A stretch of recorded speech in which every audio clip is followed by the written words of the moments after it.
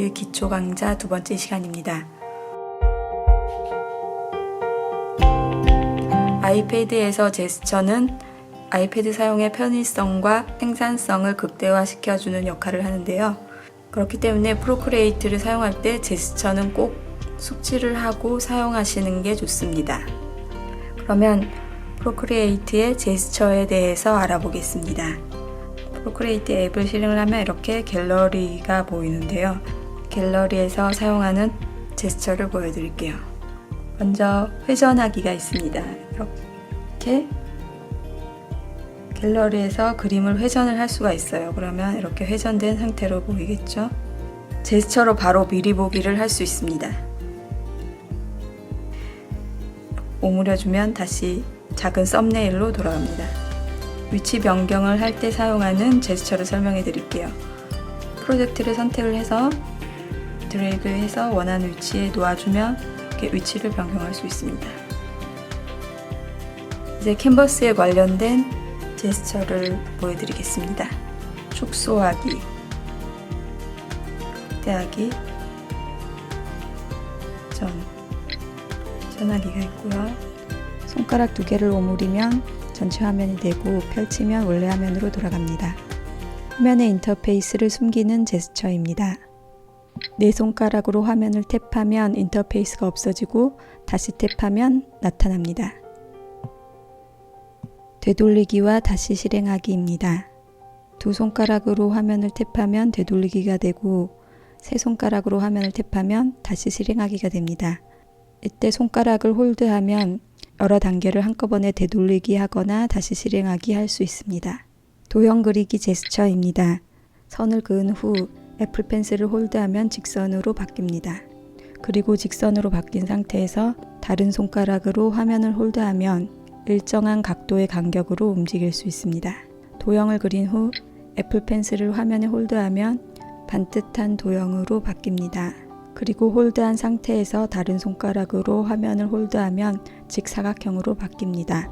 이렇게 원을 그리고 홀드하면 타원이 되는데 다른 손가락으로 홀드하면 정원이 됩니다. 세 손가락을 아래로 쓸어내리면 복사하기 및 붙여넣기 메뉴가 나옵니다. 다시 한번 아래로 쓸어내리면 메뉴가 사라집니다. 이제 색상에 대한 제스처입니다. 외곽선을 그린 후 색상 피커에서 색상을 드래그하면 색상이 채워집니다. 이때 외곽선이 불분명한 경우에는 색상을 드래그해서 채운 후에 화면에서 애플 펜슬을 떼지 않고 애플 펜슬을 좌우로 왔다 갔다 하면 색상이 채워지는 한계를 설정할 수 있습니다.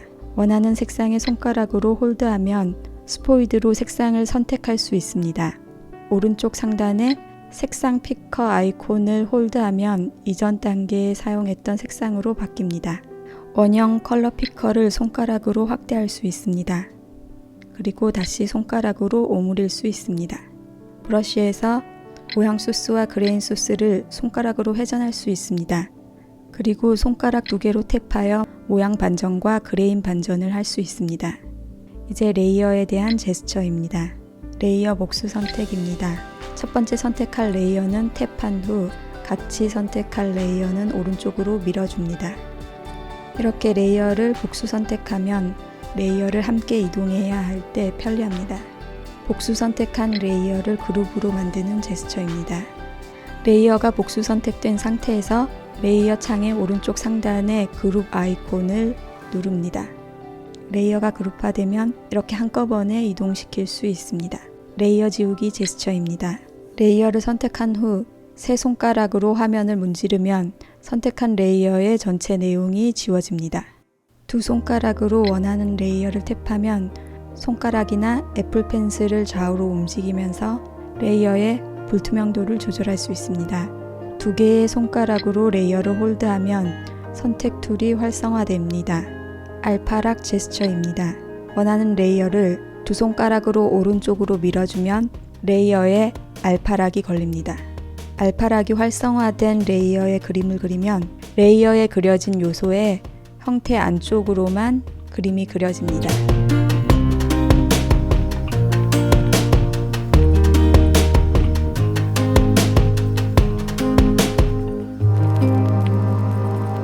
프로크리에이트의 제스처 종류를 숙지하는 것도 중요하지만 자기 작업 스타일에 맞게 제스처의 설정을 변경하는 것도 중요하다고 생각합니다. 제스처 설정을 변경하려면 갤러리 오른쪽에 있는 동작 아이콘을 클릭해서 설정에 들어갑니다. 설정에서 제일 아래쪽에 보면 제스처 제어가 있는데요. 제스처 제어를 클릭해서 제스처 제어 패널을 열겠습니다. 손가락은 스머지 툴을 어떻게 사용할 건지에 대한 제스처거든요.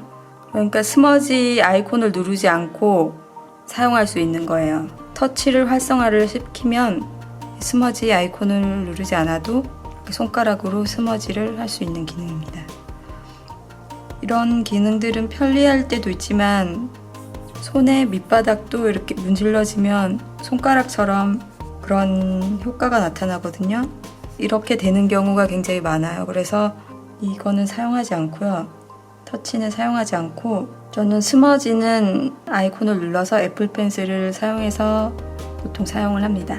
그래서 제스처를 활성화시키지 않았고요. 지우개는 활성화시키면 편한 점이 되게 많이 있어요. 그래서 네모 아이콘을 누른 상태에서 애플 펜슬로 지우개를 사용할 수 있도록 해놨거든요.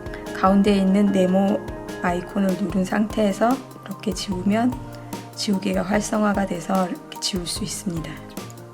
스포이드 툴, 이렇게 손가락으로 터치 후 유지를 하면 스포이드가 돼서 이렇게 컬러를 선택할 수 있는데요. 처음에는 이렇게 설정이 되어 있거든요. 그런데 저는 이것도 마찬가지로 이렇게 손가락이 닿아서 볼에 홀드가 되었을 때 색상이 자꾸 바뀌는 게 굉장히 불편했어요. 그래서 저는 이것도 터치 후 유지를 활성화시키지 않고요. 네모를 누른 상태에서 터치로 하겠습니다. 어떻게 하냐면요. 이거를 누른 상태에서 터치를 하면 색상이 이렇게 선택이 됩니다. 네모를 누른 상태에서 선택을 할 수 있도록 저는 설정을 했습니다.